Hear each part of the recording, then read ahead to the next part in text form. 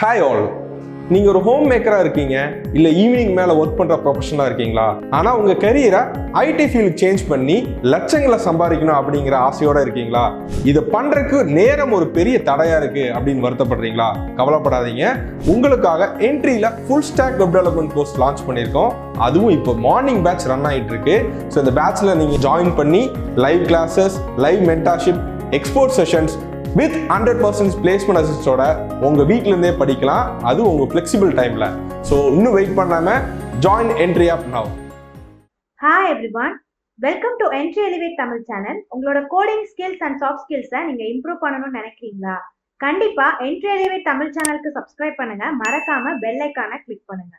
இந்த வீக் நம்ம ஜாவாஸ்கிரிப்ட்ல இருக்கக்கூடிய பேசிக் கான்செப்ட் நம்ம டிஸ்கஸ் பண்ணிட்டு இருக்கோம்.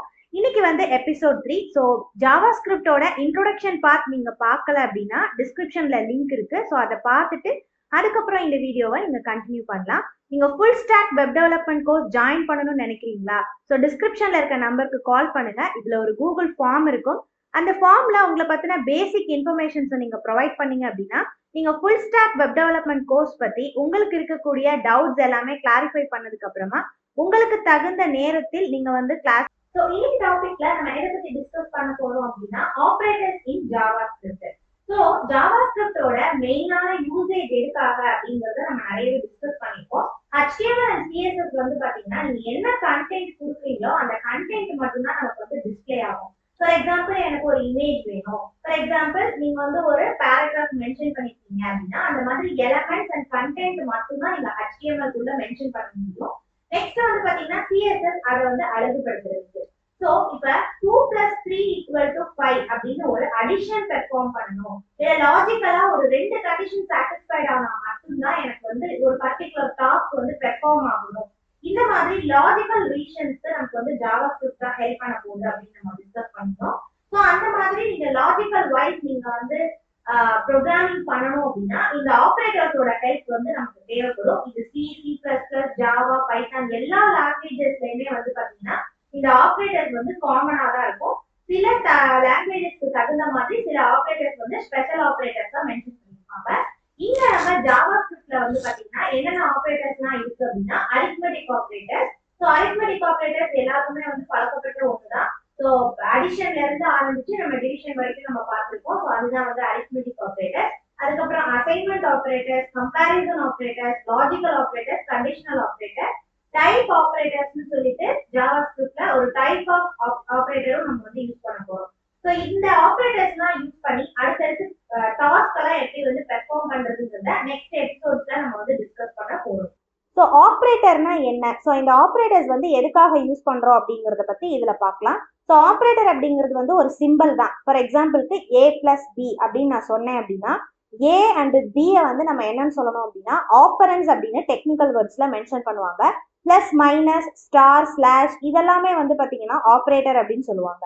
So the relationship between the two operands அதை தான் நம்ம என்னன்னு சொல்லுவோம்னா ஆப்ரேட்டர். நம்ம கொடுக்கக்கூடிய ஆப்பரன்ஸ்க்கு பாத்தீங்கன்னா நீங்க கொடுக்கக்கூடிய ஆப்ரேட்டர் வச்சுதான் அதுல என்ன ரிலேஷன் இருக்கு அப்படிங்கறத நம்மளால கண்டுபிடிக்க முடியும்.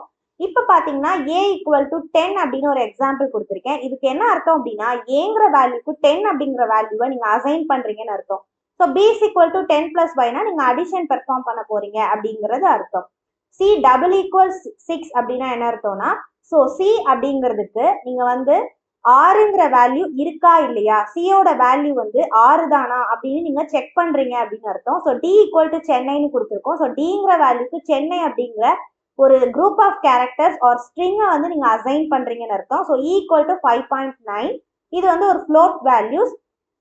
ஜாவாஸ்கிரிப்டை பொறுத்த வரைக்கும் இன்டீஜரா இருந்தாலும் சரி, ஃப்ளோட் வேல்யூவா இருந்தாலும் சரி, டேட்டா டைப் பாத்தீங்கன்னா நம்பர்னு தான் டிசைன் பண்ண போறோம். அதே மாதிரி நீங்க பாத்தீங்கன்னா லெட்டர்ஸ் கொடுத்தாலும் சரி, ஒரே ஒரு குறிப்பிட்ட லெட்டர் கொடுத்தாலும் சரி, இல்ல குரூப் ஆஃப் கேரக்டர்ஸ் இந்த மாதிரி சென்னை இந்த மாதிரி ஒரு ஸ்ட்ரிங்கா நீங்க கொடுத்தாலும் சரி, அதை நம்ம ஸ்ட்ரிங் அப்படிங்கிற டேட்டா டைப்குள்ள தான் நம்ம எடுக்க போறோம். ஸோ டேட்டா டைப் ரொம்ப இம்பார்ட்டன்ட். ஸோ இன்னைக்கு நம்ம ஆப்ரேட்டர்ஸ்ல ஃபர்ஸ்ட் இருக்கக்கூடிய அரித்மெட்டிக் ஆப்ரேட்டர்ஸ் பத்தி மட்டும் நம்ம இன்னைக்கு எபிசோட்ல டிஸ்கஸ் பண்ண போறோம். ஸோ பிளஸ் அப்படிங்கிறது அடிஷன், மைனஸ் அப்படிங்கிறது சப்ராக்ஷன். ஸோ இது எல்லாருக்குமே காமனா தெரிஞ்சதுதான். ஸ்டார் அப்படின்னா மல்டிப்ளிகேஷன். 2 ஸ்டார் கொடுத்தாங்கன்னா என்ன அர்த்தம் அப்படிங்கறத இன்னைக்கு பார்க்கலாம். சோ அதுக்கு வந்து என்ன அர்த்தம்னா எக்ஸ்போனன்ஷியல் அப்படின்னு அர்த்தம். சோ 5க்கு அப்புறம் நீங்க வந்து பவர்ல ஏதாவது ஒரு மென்ஷன் பண்ணணும். 5 பவர் 2 இது மாதிரி நீங்க கொடுக்கணும்னா 5 டபுள் ஸ்டார் 2 அந்த மாதிரி நீங்க கொடுத்துக்கலாம். சோ 5/2 அப்படின்னு கொடுத்தீங்கன்னா அது வந்து டிவிஷனை குறிக்குது. அதுக்கப்புறம் பெர்சன்டேஜ் கொடுத்தீங்க அப்படின்னா அது வந்து டிவிஷனோட ரிமைண்டரை நமக்கு கொடுக்குது. பிளஸ் பிளஸ் அப்படிங்கிறது இன்கிரிமெண்ட் ஆப்ரேட்டர், மைனஸ் மைனஸ் அப்படிங்கிறது டிக்ரிமெண்ட் ஆப்ரேட்டர். ஸோ index.html வந்து பார்த்தீங்கன்னா நம்ம ஜஸ்ட் ஆப்ரேட்டர்ஸ் இன் ஜாவாஸ்கிரிப்ட்னு ஒரு டைட்டில் கொடுத்துருக்கோம். அதிலே வந்து index.jsல நம்ம வந்து பார்த்தீங்கன்னா ஏ அண்ட் பிக்கு ஒரு வேல்யூஸ் மட்டும் மென்ஷன் பண்ணியிருக்கோம். இப்போ ஏங்கிற வேல்யூக்கு 10 அப்படிங்கிற வேல்யூ அசைன் பண்ணியிருக்கோம், பிங்கிற வேல்யூக்கு 2 அப்படிங்கிற வேல்யூ அசைன் பண்ணியிருக்கோம். ஸோ டைரக்டா அடிஷன், சப்ராக்ஷன், மல்டிப்ளிகேஷன், டிவிஷன் எல்லாமே நான் மென்ஷன் பண்ணிட்டேன்.